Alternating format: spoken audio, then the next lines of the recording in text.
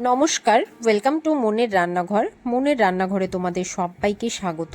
আজ আমি বানাবো বাঙালির অত্যন্ত পছন্দের একটি রেসিপি, শুক্তো। বাঙালির যে কোনো অনুষ্ঠান বাড়িতে প্রথম পাতে শুক্তো তো হতেই হবে।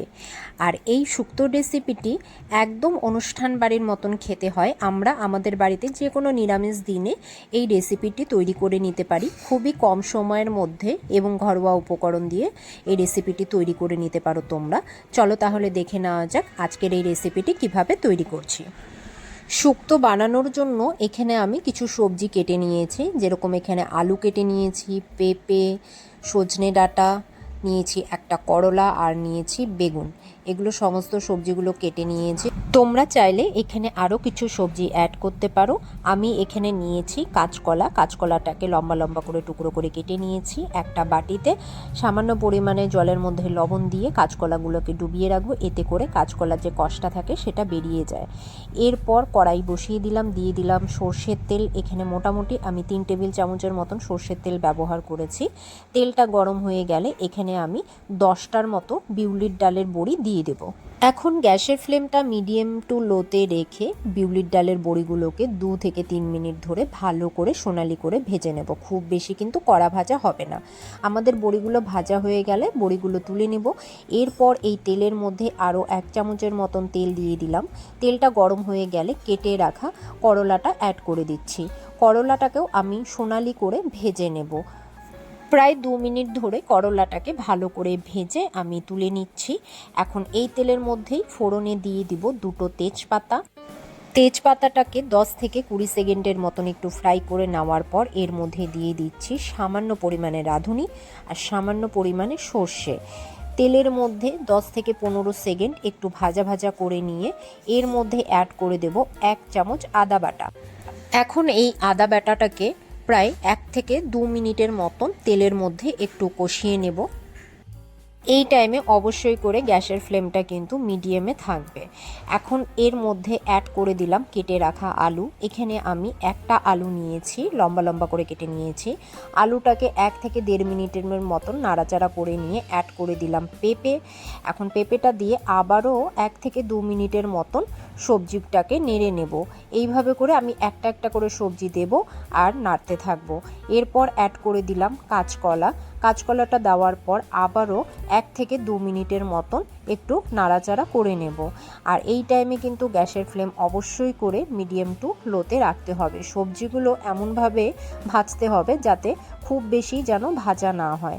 এখন এই টাইমে অ্যাড করে দেব সজনে ডাঁটা আর বেগুন। দেওয়ার পর আবারও সমস্ত উপকরণগুলো খুব ভালো করে একবার মিশিয়ে নেব। আর এই টাইমে আমি অ্যাড করে দিলাম স্বাদ মতন লবণ।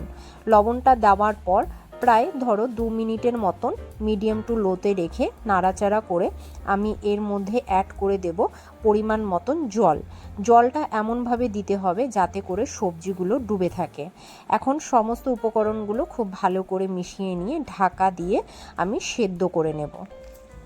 সবজিটা সেদ্ধ হতে হতে আমি একটা পেস্ট বানিয়ে নেব। মিক্সার গ্রাইন্ডারে দিয়ে দিলাম 1 চামচ কালো সর্ষে, 1 চামচ পোস্ত। দেওয়ার পর প্রথমে একবার শুকনোভাবে ঘুরিয়ে নেব।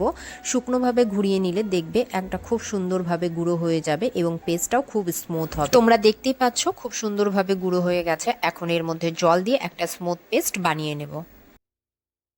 প্রায় 15 মিনিট ধরে রান্না করে নেওয়ার পর ঢাকনাটা খুলে একবার চেক করে নিচ্ছি। সমস্ত উপকরণগুলো একবার মিশিয়ে নেব।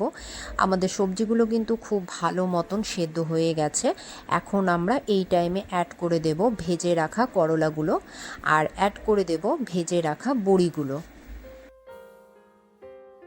এখন আমরা আবারও সমস্ত উপকরণগুলো খুব ভালো করে একবার মিশিয়ে নেব। এখন আমরা এই টাইমে অ্যাড করে দেব সর্ষে পোস্তর যে পেস্টটা রেডি করে রেখেছিলাম সেটা। সর্ষে পোস্তর পেস্টটা দিয়ে আবারও সমস্ত উপকরণগুলো একবার খুব ভালো করে মিশিয়ে নেব। আমাদের এখানে সবজির মধ্যে যে ঝোলটা বা গ্রেভিটা ছিল সেটা কিন্তু অনেকটাই টেনে গিয়েছে।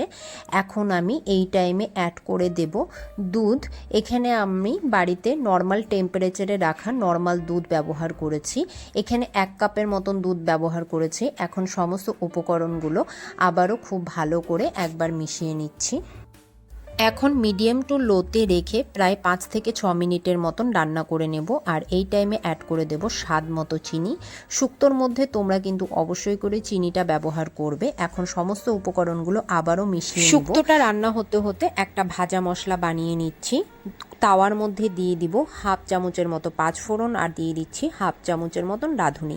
গ্যাসের ফ্লেমটা একদম লোতে রেখে 2 থেকে 3 মিনিট ধরে ভালো করে ভাজা ভাজা করে নেব। ভাজা হয়ে গিয়েছে, এখন ঠান্ডা করে এই মশলাটাকে গুঁড়ো করে নেব। এখানে আমরা প্রায় শুক্তোটা 5 থেকে 6 মিনিটের মতন রান্না করে নিয়েছি। এখন যে ভাজা মশলাটা তৈরি করেছিলাম সেটা ভালো করে গুঁড়ো করে নিয়ে এর মধ্যে অ্যাড করে দিচ্ছি। আবারও হালকা হাতে একবার সমস্ত উপকরণগুলোকে খুব ভালো করে আমরা মিশিয়ে নেব। আর এই টাইমে কিন্তু অবশ্যই করে গ্যাসের ফ্লেমটা লোতে রাখতে হবে। আমাদের এখানে শুক্তোটা প্রায় রেডি হয়ে এসছে। এখন এর মধ্যে অ্যাড করে দেব 1 চামচ ঘি। ঘিটা কিন্তু তোমরা অবশ্যই ব্যবহার করবে, তাহলে অনুষ্ঠান বাড়ির মতো শুক্তোর স্বাদটা আসবে। এখন আমি গ্যাসের ফ্লেমটা অফ করে দেব, ঢাকা দিয়ে স্ট্যান্ডিং টাইমে রেখে দেব। তারপর গরম গরম ভাতের সাথে সার্ভ করে তৈরি হয়ে গিয়েছে অনুষ্ঠান বাড়ির মতন শুক্তো। তোমরা এভাবে বাড়িতে ট্রাই করো এবং আমাকে কমেন্টে জানিও তোমাদের আজকের এই রেসিপিটি কেমন লাগলো। যদি ভালো লেগে থাকে অবশ্যই বাড়িতে একবার ট্রাই করার অনুরোধ রইল। আর অবশ্যই করে আমার চ্যানেলটি সাবস্ক্রাইব করে দিও, পাশে থাকা বেল চিহ্নটি প্রেস করে দিও, তাহলে আমি যখনই কোনো নতুন রেসিপি শেয়ার করব তোমরা নোটিফিকেশন পেয়ে যাবে। আজ এ পর্যন্তই, আবারও হাজির হব আবার এক নতুন রেসিপি নিয়ে। ততক্ষণের জন্য তোমরা সবাই ভালো থেকো, সুস্থ থেকো। ধন্যবাদ।